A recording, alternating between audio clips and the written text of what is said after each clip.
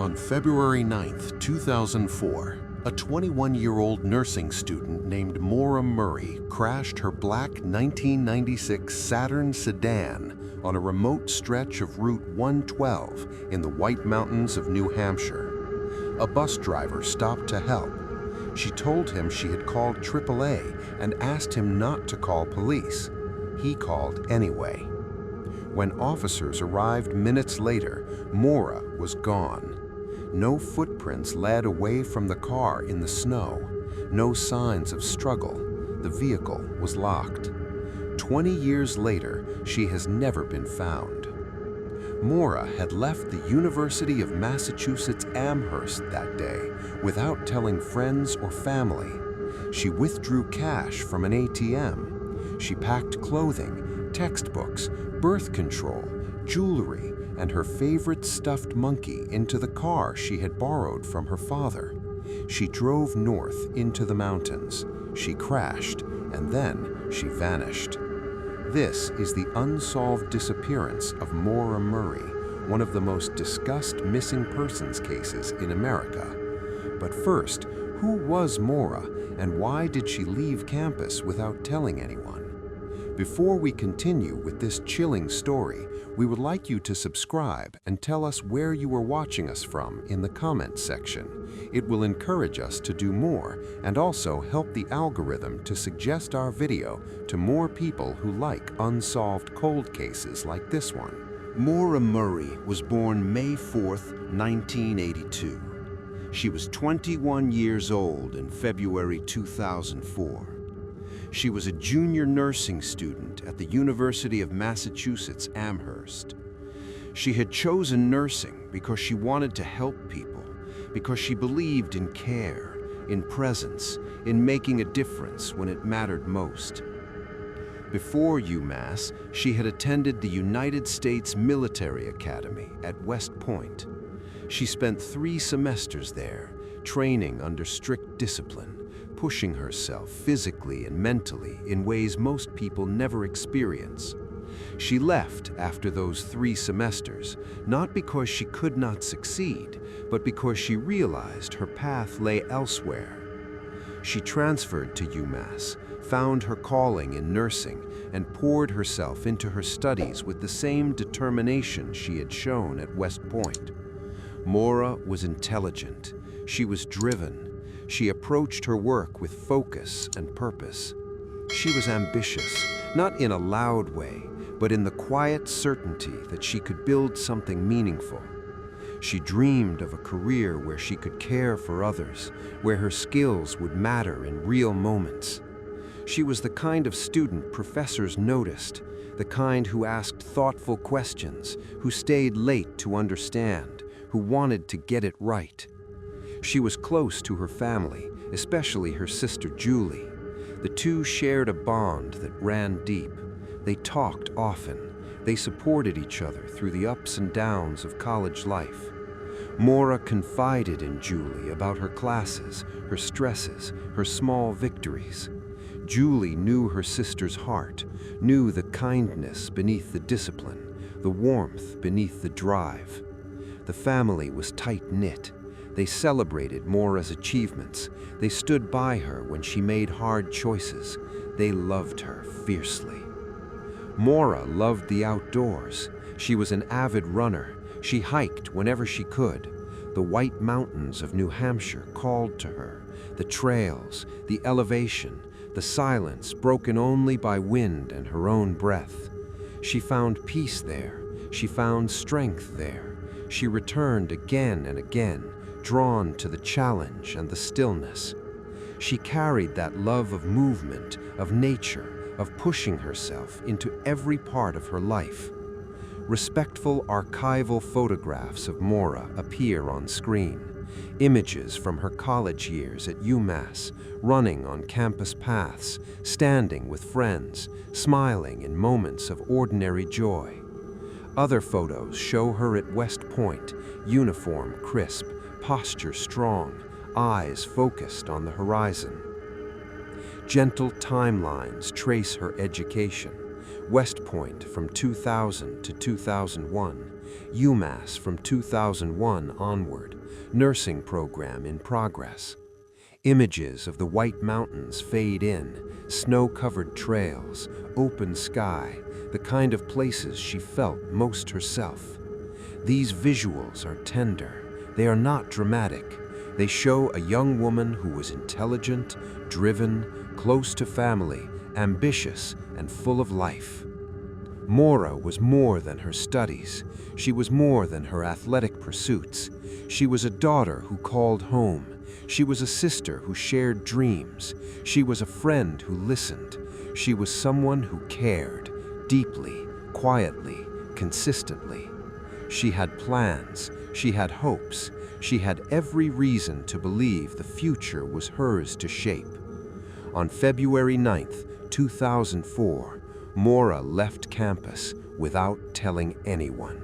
On February 9th, 2004, Maura Murray left the University of Massachusetts Amherst campus without telling anyone where she was going. She did not mention her plans to friends. She did not tell her family. She simply gathered her things and left. Sometime between 3:30 and 4 o'clock in the afternoon, she stopped at an ATM. Surveillance footage captured her there, wearing a dark jacket and jeans, moving with purpose.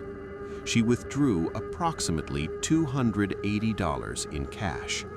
She returned to the black 1996 Saturn sedan she had borrowed from her father. She packed the car carefully. Clothing, textbooks, birth control, jewelry, her favorite stuffed monkey. These were not random items. They suggested she intended to be away for more than a short time. She had prepared. She had chosen what mattered to her. She drove north. Route 112, Wild Ammonosic Road, winds through the White Mountains of New Hampshire. It is a remote, rural stretch, beautiful in winter, lined with snow-covered trees and open sky. Around 7:27 to 7:30 in the evening, near Woodsville and Haverhill, her car left the road. It struck a snowbank and a tree. The crash was single vehicle. It was not high speed. The car came to rest off the roadway. A bus driver named Butch Atwood was passing by. He stopped. He offered help. Maura spoke with him through the window. She told him she had called AAA. She asked him not to call police. Atwood, concerned, called the authorities anyway, around 7:37 p.m. He left the scene briefly. When police arrived approximately 10 minutes later, around 7:45 p.m., Maura was no longer there. The car was locked. No footprints led away from the vehicle in the snow. There were no signs of struggle. There were no signs of abduction. A small amount of red wine was found in the car. An odor of alcohol lingered, but Maura was gone. She had vanished from the scene in a matter of minutes. The area was rural. Snow covered the ground. Temperatures were below freezing. The road was quiet. No other witnesses came forward immediately. No one reported seeing anyone else with her. No one saw her walking away. The White Mountains, so familiar to Maura from her hikes and runs, now held only silence. The investigation began immediately. Officers searched the surrounding woods. They checked nearby homes. They looked for any trace of her, clothing, footprints, anything that might show which direction she had gone. They found nothing. Her phone, her credit cards, her identity, none of it was used after that night. No confirmed sightings followed. The case was treated as a suspicious missing person from the start. It was transferred to the New Hampshire Cold Case Unit in 2009. It remains open and active. No footprints, no witnesses. Maura Murray had vanished. The investigation began immediately, but answers have remained elusive.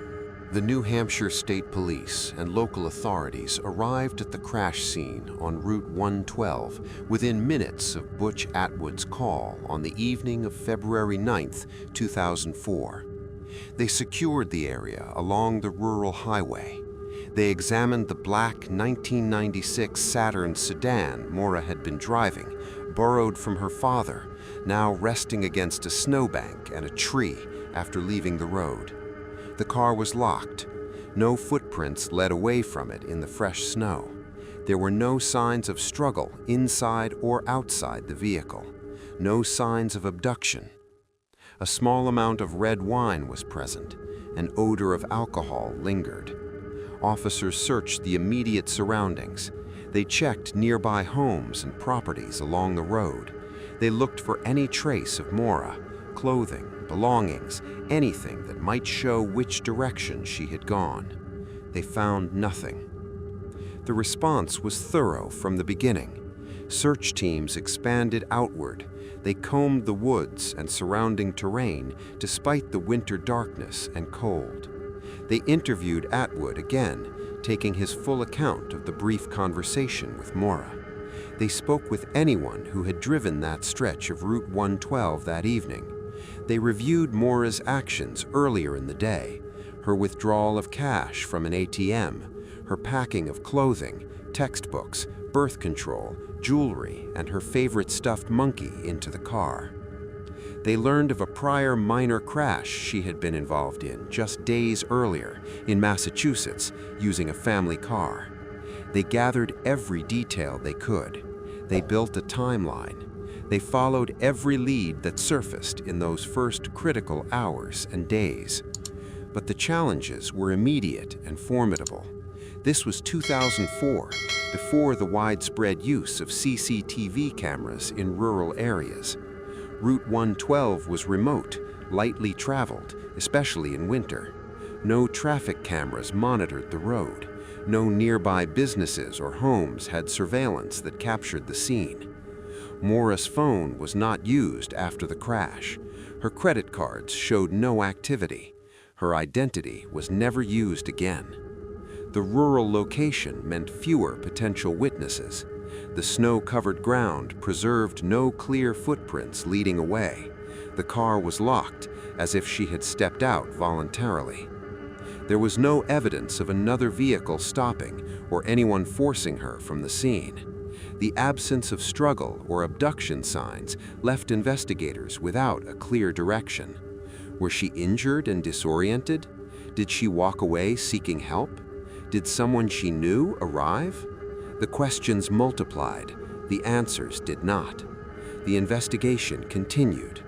It was transferred to the New Hampshire Cold Case Unit in 2009. The unit treated her disappearance as a suspicious missing person case from the start. They re-examined every piece of evidence. They followed up on tips that came in over the years. They reviewed Maura's background, her time at West Point, her transfer to UMass Amherst, her nursing studies, her love of running and hiking in the White Mountains. They looked for patterns, for connections, for anything that might explain why she left campus without telling anyone, why she drove north into a remote area in winter. They interviewed friends, classmates, family members. They searched the area again when weather allowed. They considered every possibility, yet the case remained open. No new physical evidence surfaced. No confirmed sightings followed the crash. The trail grew quiet, but it was never abandoned. Visual timelines stretch across the screen. February 9th, 2004 marked at the beginning, a long line representing 20 years of waiting, with small markers for key moments: the crash, the initial search, the transfer to the cold case unit, the release of the age progression photo in 2024. Old news clippings fade in, headlines from 2004 reporting the disappearance, the search efforts, the growing mystery of a young woman who vanished without a trace. Respectful imagery of the search area appears: snow-covered woods along Route 112, the quiet rural highway, the vastness of the White Mountains, always non-graphic, always focused on the landscape rather than the loss. These visuals are not dramatic, they are steady. They show the scale of the effort and the frustration of repeated dead ends. How does a young woman vanish in a snowy rural area? That question has followed the investigation for 20 years. The car was locked, no footprints led away, no witnesses saw her leave, no phone or credit card activity followed. The White Mountains swallowed her presence as completely as if she had never been there. Investigators have asked themselves that question countless times. They have returned to the scene in different seasons. They have re-interviewed everyone who might have seen something. They have waited for new technology, for new tips, for new eyes to look at old evidence. The case has never been closed. It has waited. It has been carried forward. While investigators worked, Maura's family refused to give up. When Maura Murray vanished on February 9, 2004, her family did not retreat into silence. They did not accept that this would be the final chapter of her story. They stepped forward, quietly at first, then with growing resolve, because love does not allow stillness when someone you cherish is missing. Maura's sister, Julie Murray, has become the most visible voice of that resolve. For 20 years, Julie has spoken publicly, shared memories, and kept Maura's name present in conversations that might otherwise have faded. She has led advocacy efforts that keep the case alive, not through anger or accusation, but through steady, persistent love. In 2024, on the 20th anniversary of Maura's disappearance, Julie appeared on podcasts and in interviews. She spoke openly about what the family has endured. She spoke about the questions that still wake her at night. She shared her belief that foul play was involved. In one podcast episode that year, she said, "I believe my sister was taken. I believe someone knows what happened that night on Route 112. We have never stopped looking. We have never stopped asking. We will never stop until we know." Her words were calm. They were measured. They carried the weight of 2 decades of waiting. They carried the certainty of a sister who knows Maura better than anyone else ever could. Julie has never wavered in her view that Maura did not simply walk away. She has pointed to the details, the packed belongings suggesting intent to be gone for a while, the crash on a remote road, the locked car, the absence of footprints in the snow. She has said that these elements do not align with a voluntary disappearance. She has asked for continued public attention, for anyone who might remember something, however small, to come forward. She has kept Maura's story human. She has kept it alive. The family worked with the New Hampshire Department of Justice and the FBI to release an age progression photograph in 2024. It shows what Maura might look like at 42, 20 years older than the 21-year-old who disappeared. The image is gentle, respectful, based on careful forensic artistry. It was shared widely. It reminded people that Maura is not frozen in time. She would have aged. She would have continued to live, to learn, to love. The photograph became a quiet call. If you see someone who resembles this woman, if you know anything, please speak. Public photographs of the family appear on screen, respectful images of Maura with Julie, with parents, with siblings, captured in earlier, happier times. Screenshots from Julie's podcast appearances show her speaking with composure and strength, her eyes steady, her voice carrying both sorrow and resolve. The age progression photo fades in gently. Maura's features matured, her smile still recognizable, a visual reminder of the life that was interrupted. These visuals are tender. They're not dramatic. They show a family that has turned grief into sustained action, absence into advocacy, silence into a persistent call for truth. Julie has spoken of Maura's dreams. Maura was intelligent. She was driven. She had left West Point after 3 semesters because she realized nursing was her true calling. She was pursuing that path at UMass Amherst with focus and care.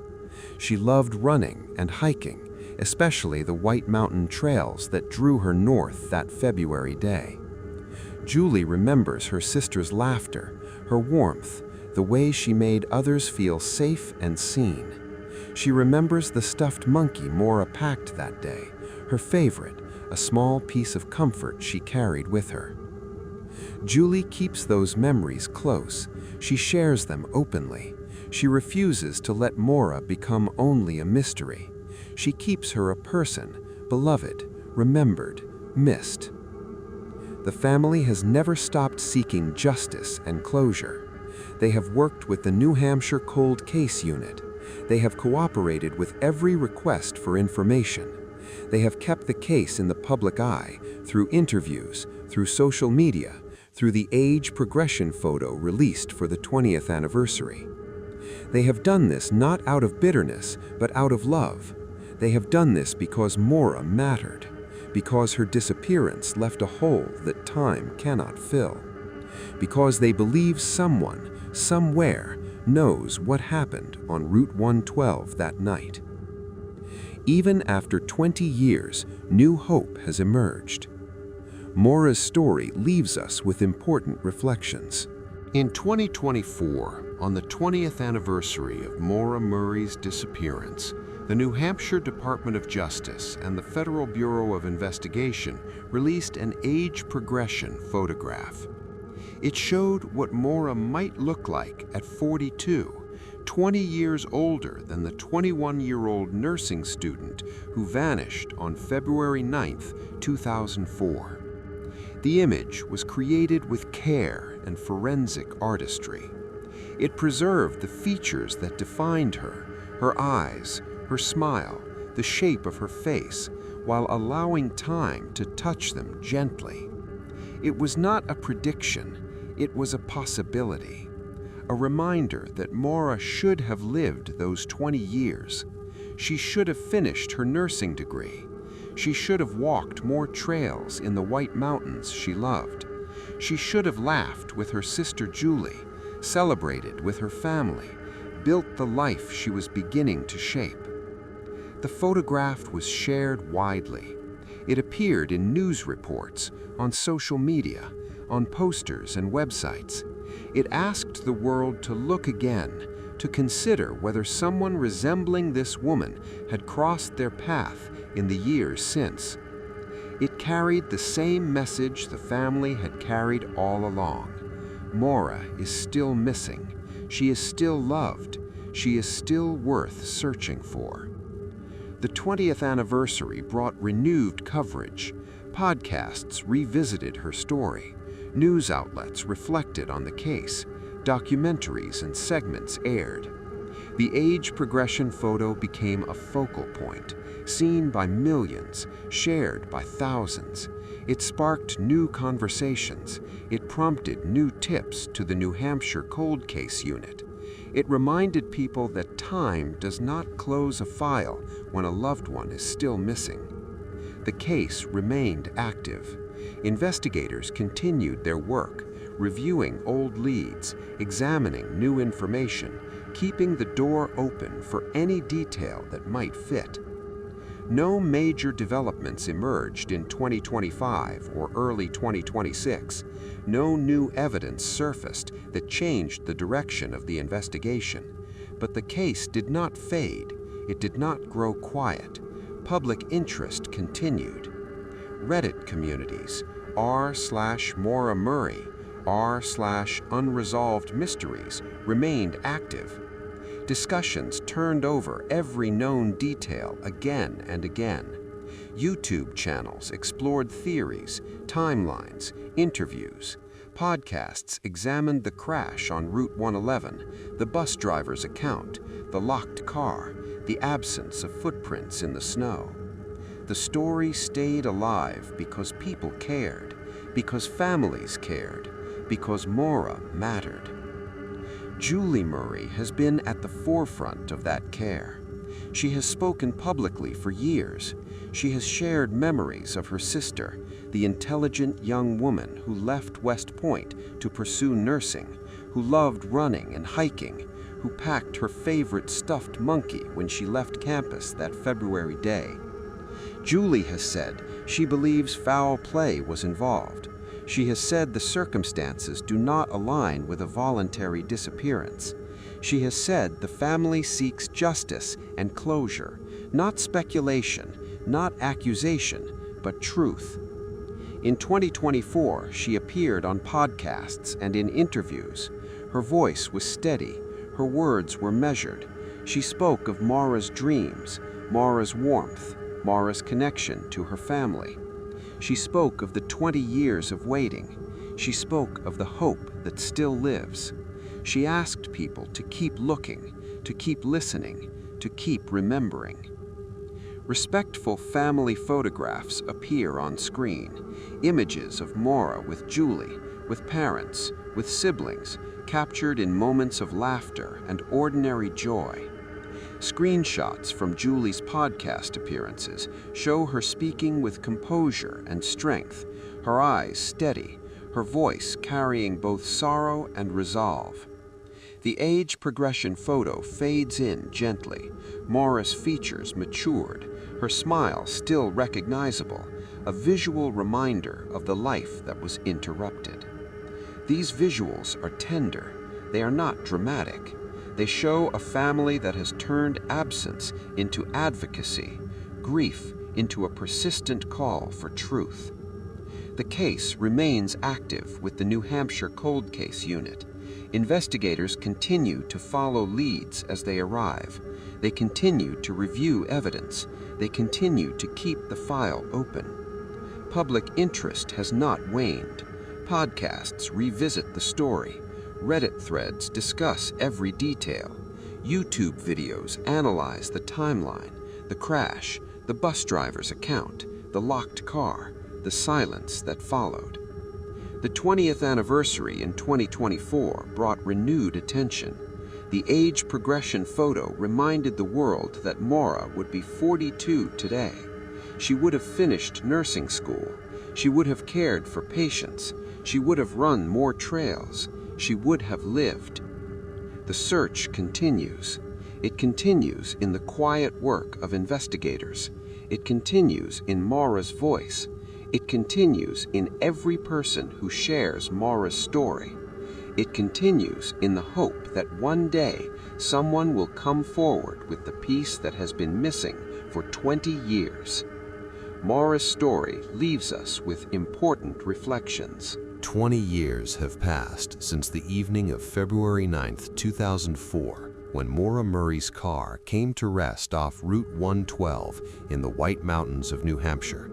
20 years since a bus driver stopped to offer help, since Maura asked him not to call police, since officers arrived minutes later to find the vehicle locked, the snow undisturbed by footprints, and Maura gone. 20 years of questions that have never found final answers. Why did she leave the University of Massachusetts Amherst campus that day without telling anyone? She had not shared her plans with friends. She had not told her family. She withdrew cash from an ATM, packed clothing, textbooks, birth control, jewelry, and her favorite stuffed monkey into the car she borrowed from her father. These were not the items of a short errand. They suggested intent to be away for longer, but she gave no explanation. She simply drove north into the mountains she loved to hike and run. What happened after the crash? The single vehicle accident left the Saturn against a snowbank and a tree. Butch Atwood stopped. Maura spoke with him, said she had called AAA, asked him not to call police. He called anyway. When officers arrived, she was no longer there. No footprints led away in the snow, no signs of struggle, no signs of abduction. The car was locked. A small amount of red wine was present. An odor of alcohol lingered.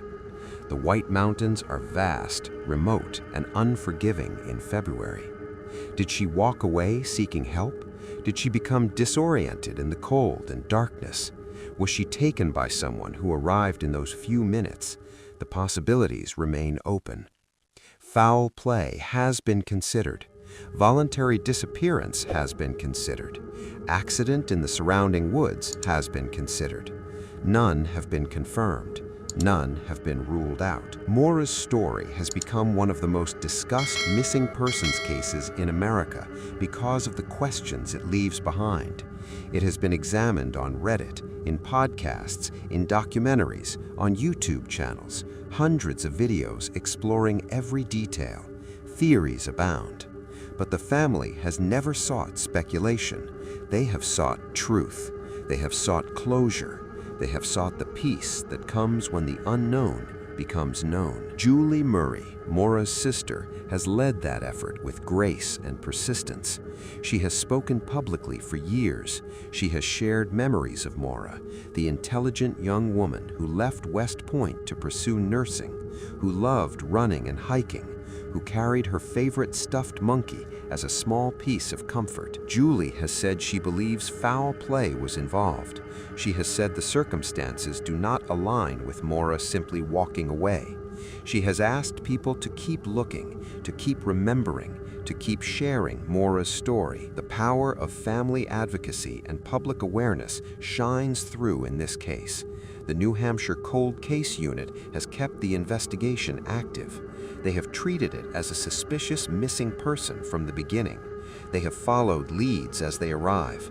They have reviewed evidence again and again. The 2024 release of the age progression photograph showing what Maura might look like at 42 brought renewed attention. It reminded the world that Maura should have lived those 20 years. She should have finished her nursing degree. She should have cared for patients. She should have walked more trails. She should have grown older beside her family. The photograph was a quiet call. If you see someone who resembles this woman, if you know anything, please speak. Maura was intelligent. She was driven. She was an avid runner and hiker who found peace in the White Mountains trails. She was a nursing student who wanted to help others. She was a daughter, a sister, a friend who stayed connected to those she loved.